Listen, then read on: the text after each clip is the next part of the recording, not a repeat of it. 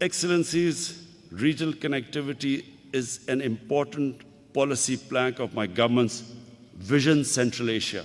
Central Asian states are stable and growing economies, which offer big natural energy resources and a market of 80 million people.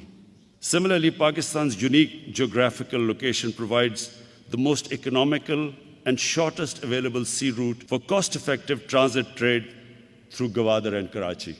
We are developing Gwadar as an energy, trade, and logistic hub for the entire region to deepen regional integration. Commercial activities have commenced in Gwadar since March 2019. We would welcome cooperation between Gwadar and other ports of the region. China-Pakistan Economic Corridor, CPEC, is the flagship project of BRI.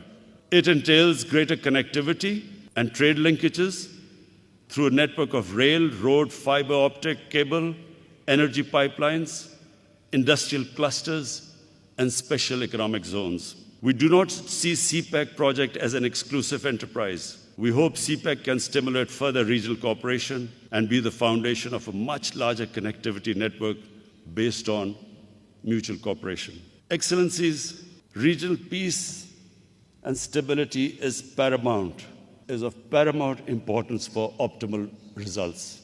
I foresee two key challenges in this context. First is the situation in Afghanistan. Second, outstanding disputes keeping the region fragmented and least integrated for decades.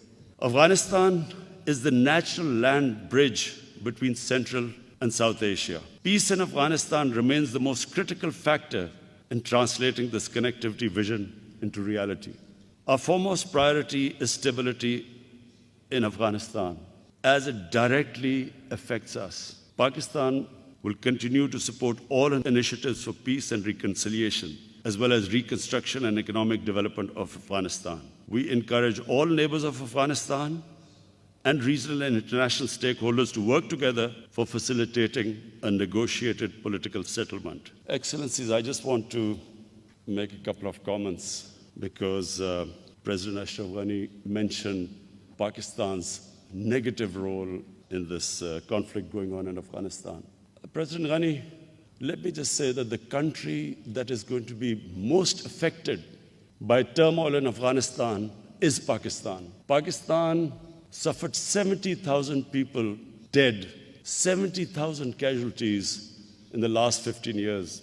The last thing Pakistan wants is more conflict. Our economy is finally recovering from one of the most difficult phases which we've been through. And I repeat, the last thing we want is turbulence in Afghanistan. I can assure you that no country has tried harder to get Taliban on the dialogue table than Pakistan.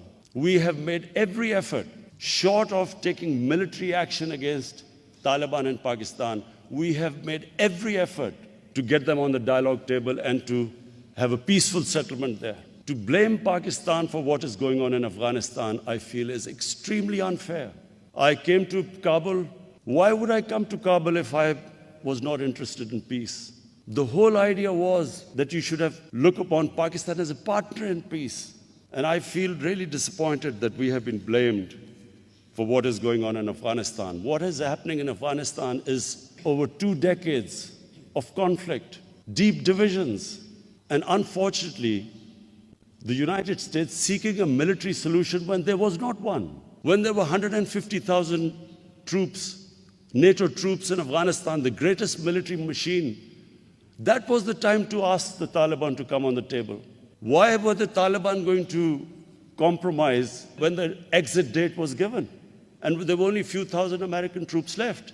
Why would they listen to us when they are sensing victory? So I assure you again, we had a long conversation I had with President Shaukat last night, how we can, all the neighbors can help Tajikistan, Pakistan, Uzbekistan, how we can all get together and somehow help the peace process and a political settlement.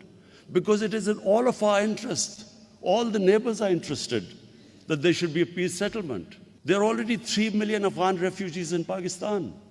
We are petrified that there will be another flow of refugees coming in, we do not have the capacity or the economic strength to bear another inflow of refugees. So I can assure you again, if any country is trying its best out of all the other countries in the world, it's Pakistan today. The second major challenge to the connectivity initiative are the regional unsettled disputes, and this is between Pakistan and India. The whole area opens up. If Pakistan and India, our main issue is Kashmir, if we can resolve that issue, just imagine the impact, the huge market of India on one side, China on the other side, connectivity between Central Asia, Pakistan, the whole area changes. And unfortunately, because of our disputes, unresolved disputes, the huge potential remains untapped. Finally, once again, I want to congratulate President Shaukat and his team on successful launch of this extremely important initiative. President Shaukat, I want to, on behalf of my delegation, especially thank you for the great hospitality you've shown us. The dinner last night where you organized a mix between Uzbekistan cultural show and Pakistan cultural show has deeply touched us because the extent you went to make us feel, to show your hospitality and make us feel at home, I want to especially thank you from all my delegation of your hospitality. Thank you very much.